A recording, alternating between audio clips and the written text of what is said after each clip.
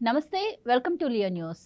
జగన్మోహన్ రెడ్డి హయాంలో ఆర్థిక శాఖ మంత్రిగా పనిచేసినటువంటి బుగ్గన రాజేంద్రనాథ్ అజ్ఞాతంలోకి వెళ్లిన విషయం మనందరికీ తెలిసిందే. ఎలక్షన్స్ అయిపోయిన దగ్గర నుంచి ఆయన మొన్నటి వరకు కూడా ఎక్కడా కనపడలేదు, వినపడలేదు. అలాంటి వ్యక్తి మరి మొన్న చంద్రబాబు ఆర్థిక శాఖ పైన శ్వేతపత్రం విడుదల చేయగానే కూడా బయటకు వచ్చి ప్రెస్ మీట్ పెట్టి మరి ఇప్పుడున్న ప్రభుత్వాన్ని ఆయన విమర్శించడం అయితే మనం విన్నాం. అయితే తాజాగా ఇన్ని రోజులు మరి ఆయన కనపడకపోవడానికి కారణం అయితే ఆయన ఆస్తులను కాపాడుకోవడానికి బీజేపీలోకి వెళ్లే ప్రయత్నం చేశారు.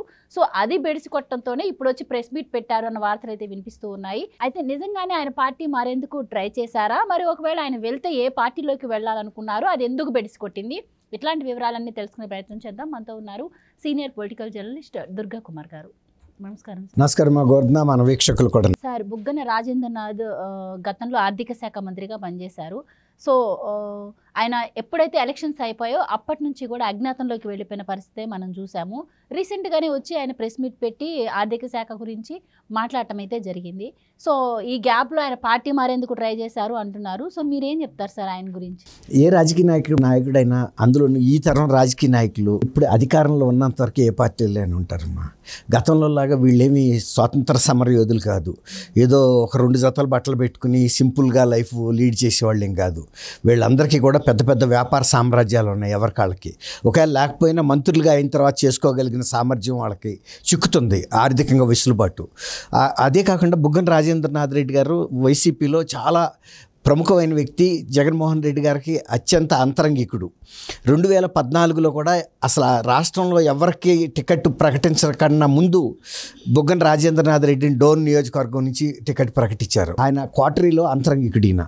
అసలు ఈయన ఆర్థిక మంత్రిగా కన్నా కూడా 2019 నుంచి 24 వరకు చేసిన ఈయన డ్యూటీ చూస్తే అప్పుల మంత్రిగా బాగా ప్రాచుర్యం పొందాడు.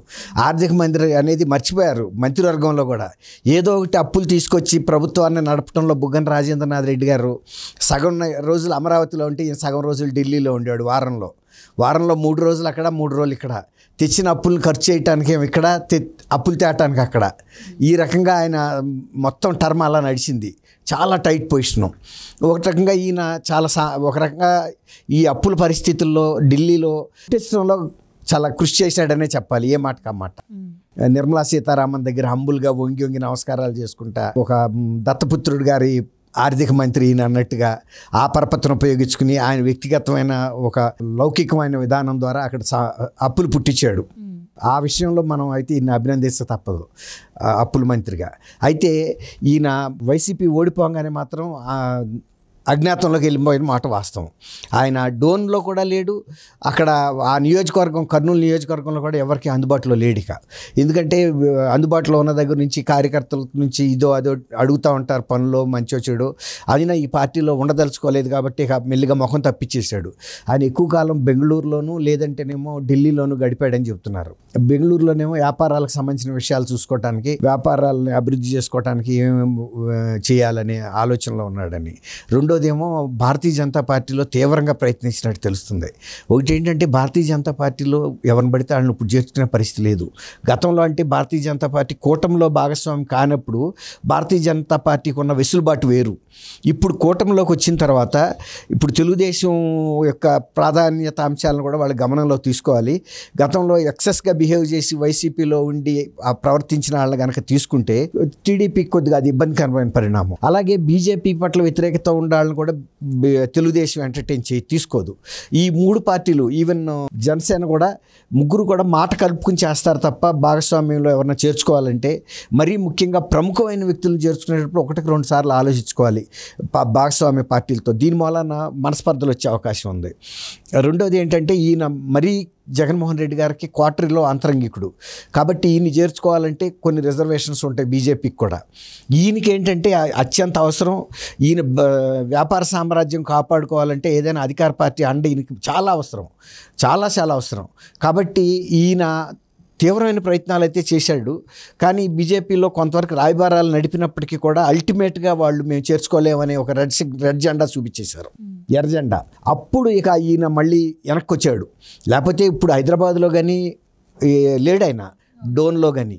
ఇప్పుడు హైదరాబాద్ వచ్చి ఏం చేయాలి, ఏదో ఒక పార్టీ అయితే ఉండాలి అండ.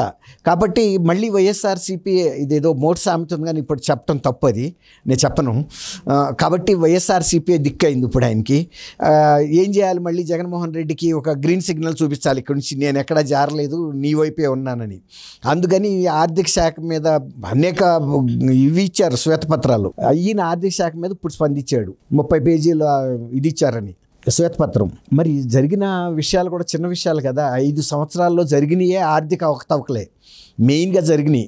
మరి 30 పేజీల ఇదే శ్వేతపత్రం ఇచ్చారు, సమస్యలు చెప్పారు కానీ వాటి పరిష్కారాలు చెప్పలేదన్నాడు. శ్వేతపత్రం అంటే ఆయన ఉద్దేశం ఏంటంటే సమస్యలతో పాటు పరిష్కారాలు కూడా చూపించాలనేది.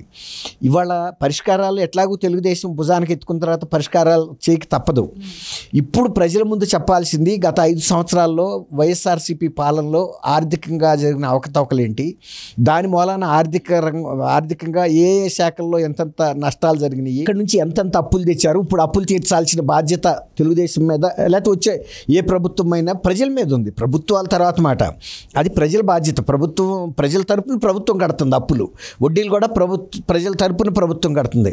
అలాగే సచివాలయం కూడా ప్రజలదే కదా, దాన్ని తాకట్టు పెట్టారు.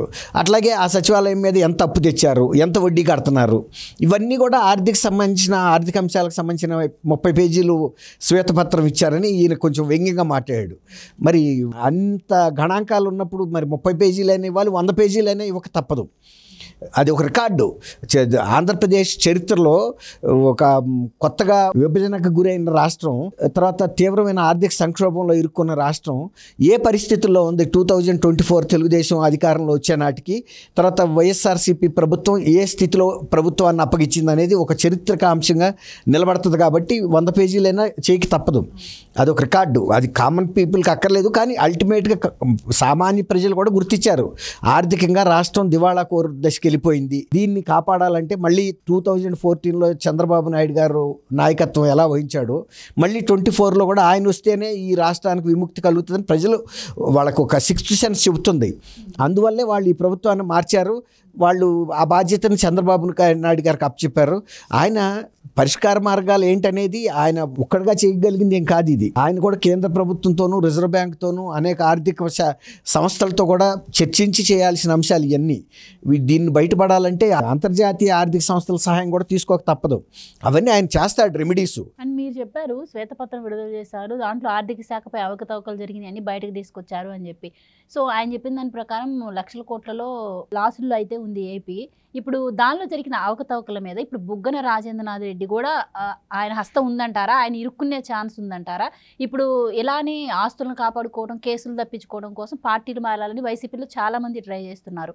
సో వీళ్ళందరూ కూడా ఇంకెంతమంది పార్టీ మారే ఆలోచన చేసే అవకాశం ఉందంటున్నారు? లేదు అంటే మరి బీజేపీ కానీ ఇవన్నీ నో చెప్తే మరి వీళ్ళందరూ కాంగ్రెస్లోకి వెళ్ళే ఛాన్స్ ఉంటుందంటారా? ఎలా ఉండబోతుందంటారు రాజు? ఇప్పుడు మీరు అన్నట్టు ఒక జాతీయ పార్టీగా కాంగ్రెస్ ఉంది కాబట్టి ఈ పార్టీ ఉనికి ఉంటుందా ఉండదా అనేది వాళ్ళందరికీ కూడా తెలుసు. ఎందుకంటే ఆ పార్టీ ఉనికి ఎందుకు ఉండదని అనుకుంటున్నారంటే అసలు ఇలాంటి క్లిష్ట పరిస్థితుల్లో ఆయన బయటపడగలిగిన ఉద్దేశం, ఆయన పడాలనే ఉద్దేశం పార్టీ అధినాయకుడికే లేదు జగన్మోహన్ రెడ్డి గారికి. తర్వాత ఆయన మీద వ్యక్తిగతంగా అనేక తీవ్రమైన అంశాలు, 45,000 కోట్ల రూపాయల జప్తులో ఉన్న ఆస్తులు, ఈ దేశంలో ఏ రాజకీయ నాయకుడి మీద ఏ వ్యక్తి మీద లేనంత ఆర్థిక నేరాలు ఆయన మీద ఉన్నాయి.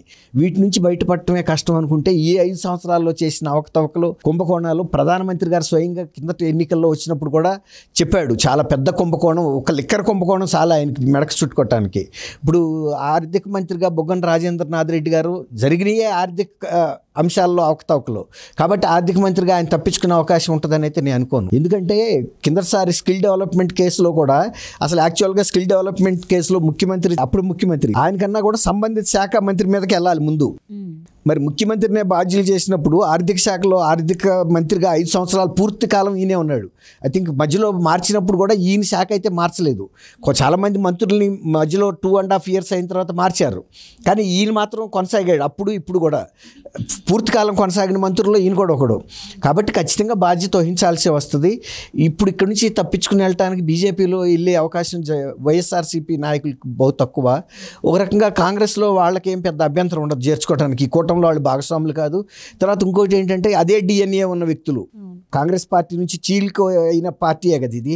కాబట్టి అక్కడికి వెళ్ళటానికి ఏమి ఇబ్బంది ఉండదు. తర్వాత షర్మిల గారు అక్కడ ఉంది, వైఎస్ఆర్ బిడ్డే, వీళ్ళు వెళ్తుంది వైఎస్ఆర్ కాంగ్రెస్ పార్టీ నుంచి. కాబట్టి 2 డిఎన్ఏలు కలుస్తున్నాయి అక్కడ, వైఎస్ఆర్ది కలుస్తుంది, కాంగ్రెస్ డిఎన్ఏ కలుస్తుంది. కాబట్టి ఆమె పెద్దగా అభ్యంతరం చెప్పదు. ఆమె కూడా ఎట్టాగు జగన్మోహన్ రెడ్డి గారిని పడగొట్టాలనేది ఆమె ఉద్దేశం. కాబట్టి ఈ పార్టీ నుంచి బయటకు వస్తున్న వ్యక్తుల్ని ఆహ్వానిస్తుంది. వాళ్ళ రికార్డు ఏదన్నా ఉన్నాయి. ఇప్పుడు అదే తెలుగుదేశం కానీ బీజేపీ చేర్చుకోవాలంటే మాత్రం వీళ్ళు ట్రాక్ రికార్డు చూస్తారు. థ్యాంక్ యూ థ్యాంక్ యూ అమ్మ గోవర్ధన్.